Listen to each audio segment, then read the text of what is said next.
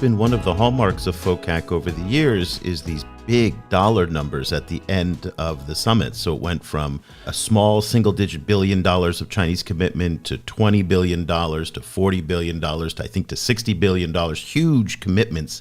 Now, the last FOCAC summit in Dakar, they didn't give a precise number, but it was in the high tens of billions. They made promises like they were going to have $300 billion of exports, African exports and Chinese imports. That did not happen. There was $1 billion of vaccines. That did not materialize.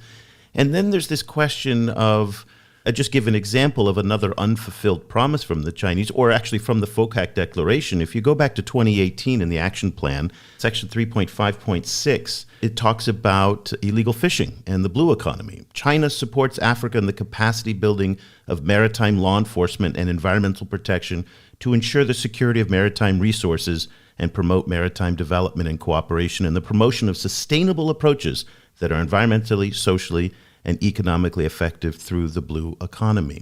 One of the things that we know from Ghanaian, Nigerian, Liberian, lots of West African civil society groups is that Chinese illegal fishing is a very serious problem.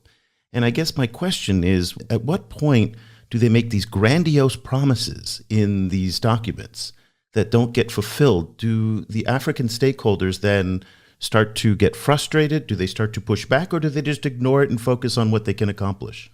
I think in most cases, Eric, a lot of these things take two to tango. And while it isn't everybody, if there should be no commitments that are made that are not expected to be filled, I think part of it is also, while there can be commitments and there can be aspirations, some of them will take time and will take a lot of very specific work to unlock.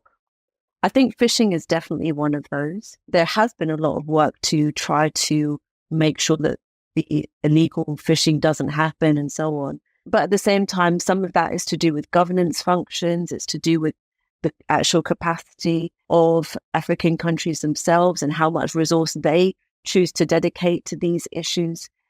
It's not only within Chinese control. And I think that's part of the challenge. Even I would say part of the challenge for all sides is, how do you make a commitment of an intention, but that does depend on several things happening all at once.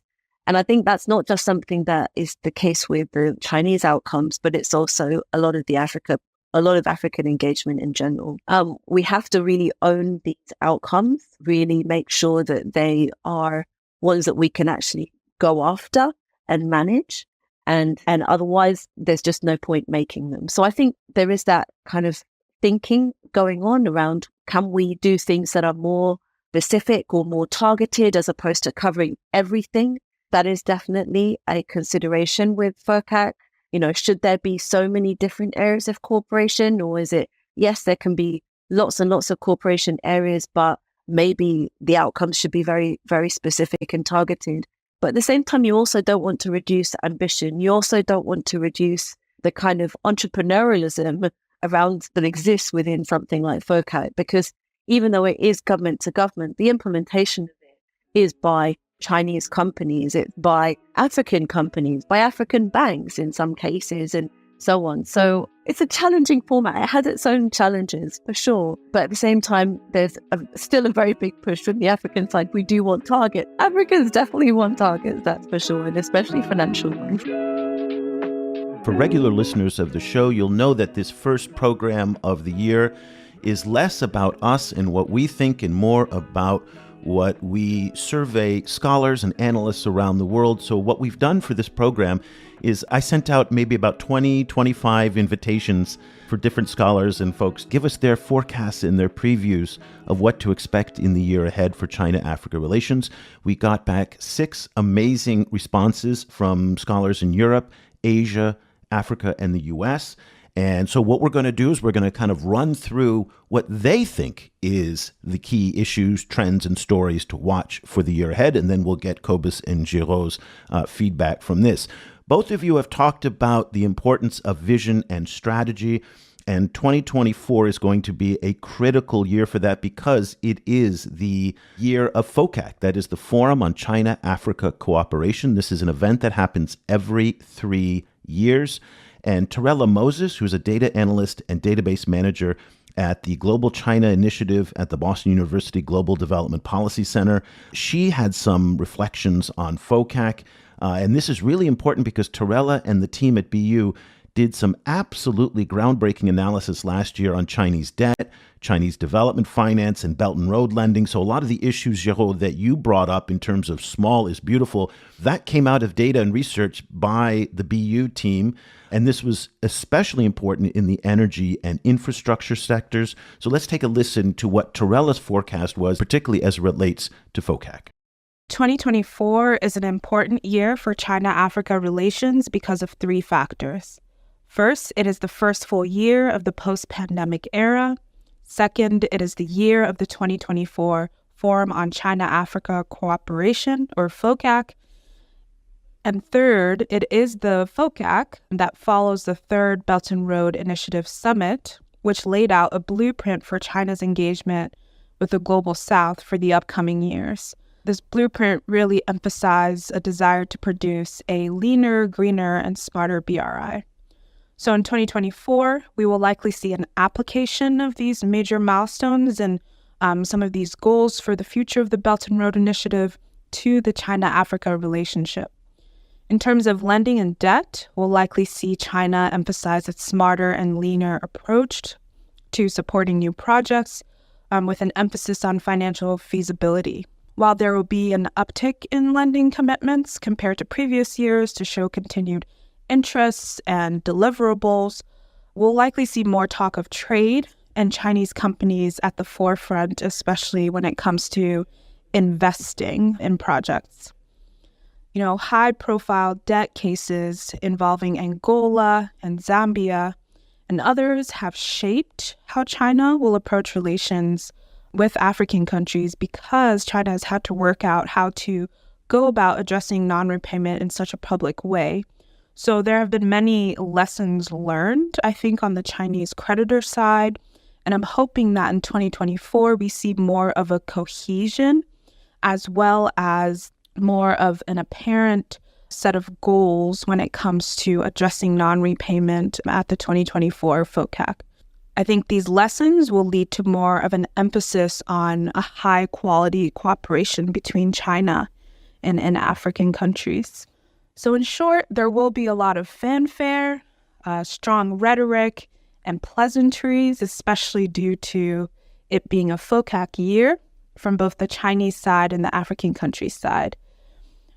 And for us as observers, it's going to be important to listen and read between the lines and distinguish between grandiose commitments and expected execution.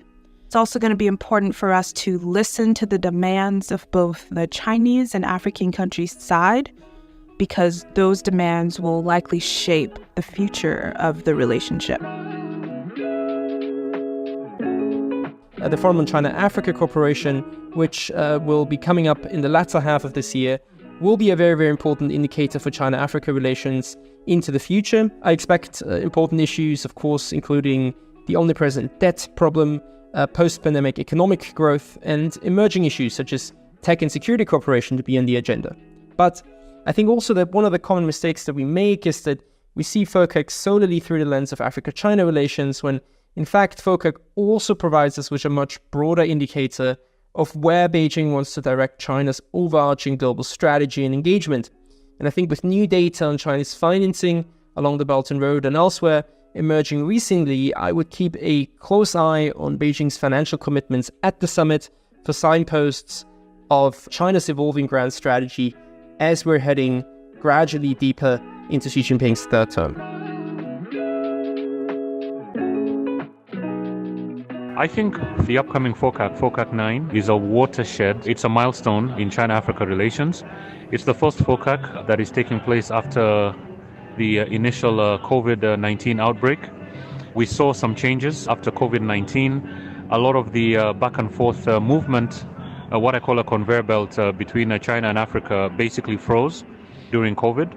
At the last FOCAC, we also saw a dip in infrastructure financing. We saw a general dip in the finance package that China unveils at every FOCAC. And we also saw a strategic shift from state-led to private sector engagement and financing for trade and that sort of thing. What I expect out of the upcoming FOCAC and what I would put down by way of recommendation is basically four things. The first is more organization, ownership, and strategic thinking on the African side. China so far has released 3 or 4 Africa strategy papers.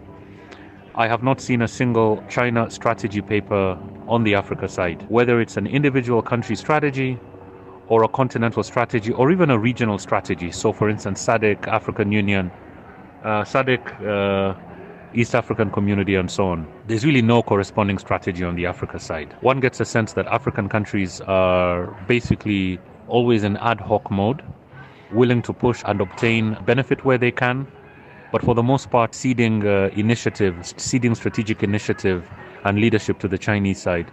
So what I would like to see in the run-up to the next FOCAC, I think we've seen a bit of that. Kenya, for instance, has had a number of planning meetings.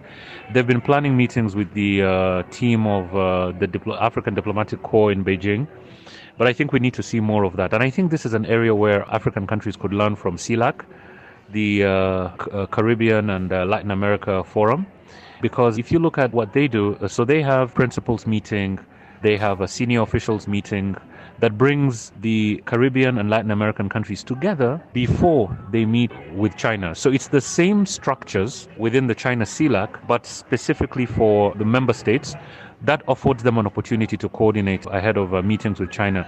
I think this is something the African side can learn, and it will be very useful. The second thing that I would like to see is a greater emphasis by the African side, not in terms of aid per se, but really in terms of securing preferential market access to the Chinese market, similar to what they have with AGOA on the American side. I think some countries like Kenya, Mauritius have tried to do that, but so far it has not been a collective effort. I think the African side needs to be more insistent in terms of coordinating a continental approach towards securing strategic market access to different parts of the Chinese economy, because I think we need to break down the Chinese economy in terms of the national economy, but then also the provincial economy, the economy at the municipal level, and the niche market that can be secured, even just from places like Shanghai, from places like Guangdong, and so on. I think countries like Rwanda have been able to show that even Kenya, that strategic market access doesn't mean access to the entire Chinese market, which is huge.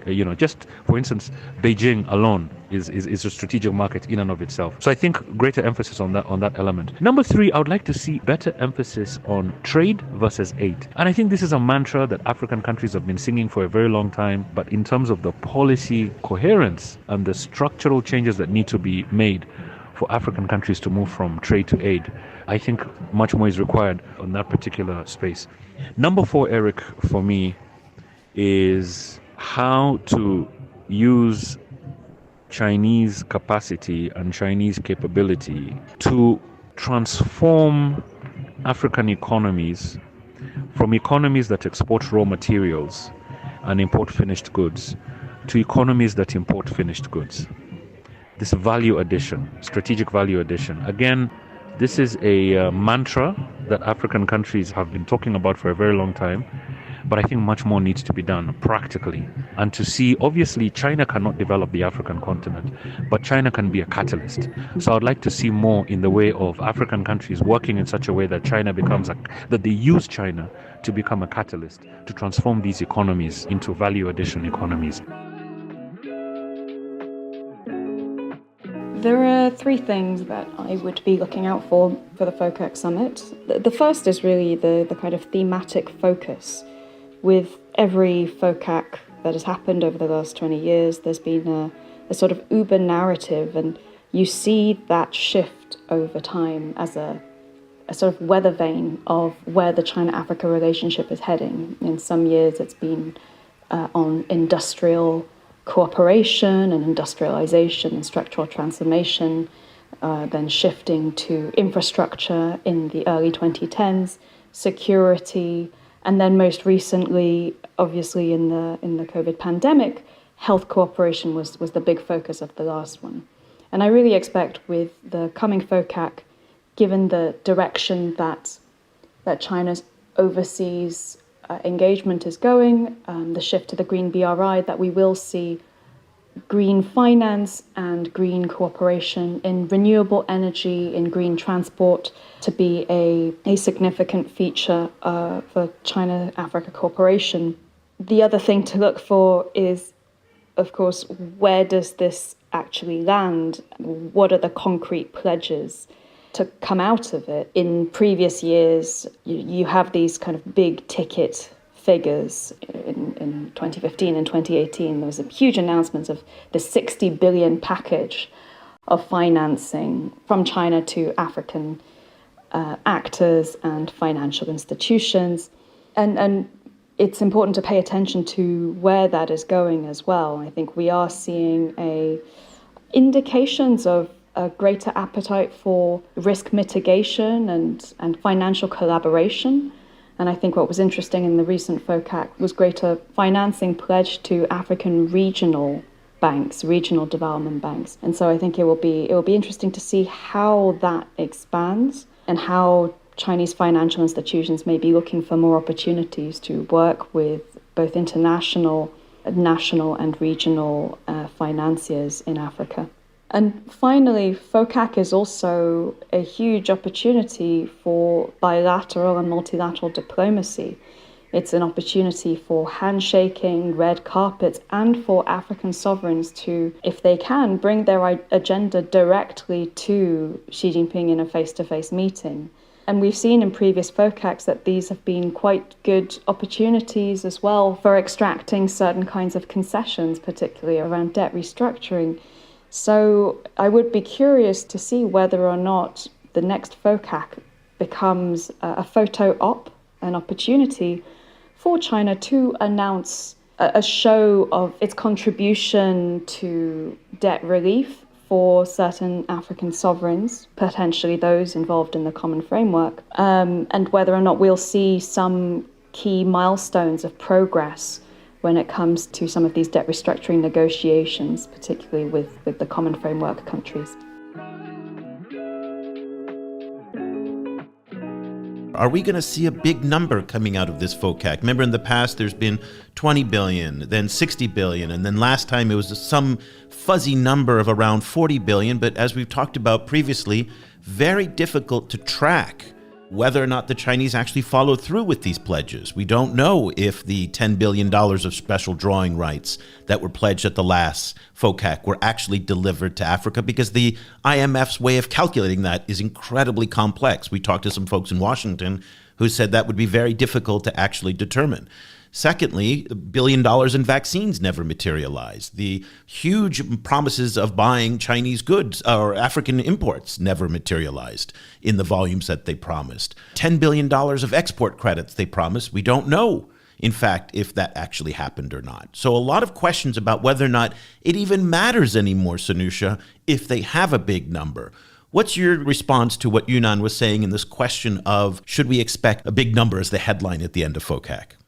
I actually think we should temper our expectations around these numbers because, as you rightly point out, and that has been one of my pet peeves about FOCAC, is what is the monitoring and evaluation of these pledges? Who's monitoring them? Who's evaluating them? Who's actually providing a kind of report card from previous FOCAC in the intervening period from, say, 2021 to 2024, what has been delivered. So I think that if we are banking on the numbers, then we should actually be much more pragmatic and realize that the numbers can actually be very misleading and misinterpret what is being pledged. And I think here is where I would like to see more African energy put into the evaluation of what's being pledged, because that will play a critical role in what kind of engagement you're going to have. And it circles back to the point that Paul made, and that is this kind of ad hoc mode approach that is being defined from the African side in terms of organizational engagement and having more ownership of the process. Even if it's if you see FOCAC like the way the Americans see AGOA as a sovereign framework that they are delivering to a kind of preferential market access for countries that are eligible, I think it doesn't really make any difference if you make the same argument in terms of, well, the Chinese can say, well, we actually also claim ownership of this. It's our FOCAC or whatever. There's another discrepancy around that. But I think Africa can take ownership of it in a way that actually creates the monetary imbalance. So I would be very wary to even expect a number. And even if there is a number that's attached to FOCAC 9, I would be even more skeptical to say that that number is a real number. Let's face it, for many African countries, China was the go-to country where Western countries were not coming. When the IMF or World Bank was shutting everything down in Africa, China was the option. If now China goes back to the approach of saying, I'm not giving that much money, I'm also worried about your financial sustainability, your ability to pay back my loan, I kind of wonder what would be Africa's position on that. Would I be much more excited to go? And this is why I think we should pay attention to the attendance. This time is a summit, so let's count how many head of state will be really present, because it can... Okay, how many do you think are going to go? Out of 55? Out of 53? 55, 54. We know Eswatini will not go, okay? Take Eswatini off. How many do you think will go? I'd bet my money 25 to 30. 25 to 30. What? Cobus, what's your number? What do you think? Yes, also roughly the same. I think 25 to 30, I think. Oh, no, I think you guys are way too low. FOCAC always gets more African leaders than even the UN General Assembly meetings. It is a record. I think we're going to see upwards of 40 to 45. That should be a huge diplomatic victory for China. But it always is a huge number. It always is a huge number. Now, at the Belt and Road Forum, they didn't get very many to come. Yeah, true. This is why I say anticipating all the elements that you mentioned. No money coming, no expectation that maybe I'm going to get $3-4 billion out of this summit and everything. What do you think that the head of state will be, where their mind will be at? To be like, I can send my prime minister. Why would I be going there if I'm not expecting to get as high as I would want to get? I'm just trying to see if we can get a number on how many heads of state went to the 2015. That was a summit is the last one I'm looking at. I'm trying to figure it out. No, I can't get the number quickly on it, but it was very high. It was very, very high. I have a feeling it's going to stay high because I think that there is more promise of getting tangible outcomes from the Chinese than from the others. I mean, quite a few went to the U.S.-Africa summit too. I mean, that was a very high number as well. So I think the geopolitics of the moment will make more of them go, in the sense that, go to both sides. Kind of like there'll be an echo of more attendance on Western of these kind of gatherings and to FOCAC, I think. Yeah. Because they need to keep all of the sides friendly, I think, in these geopolitical moments, yeah. Exactly. Just so that we're not picking side, We're not picking side. We are both coming and everything. We still have to wait for the next Western +1 Africa summit. So, yeah.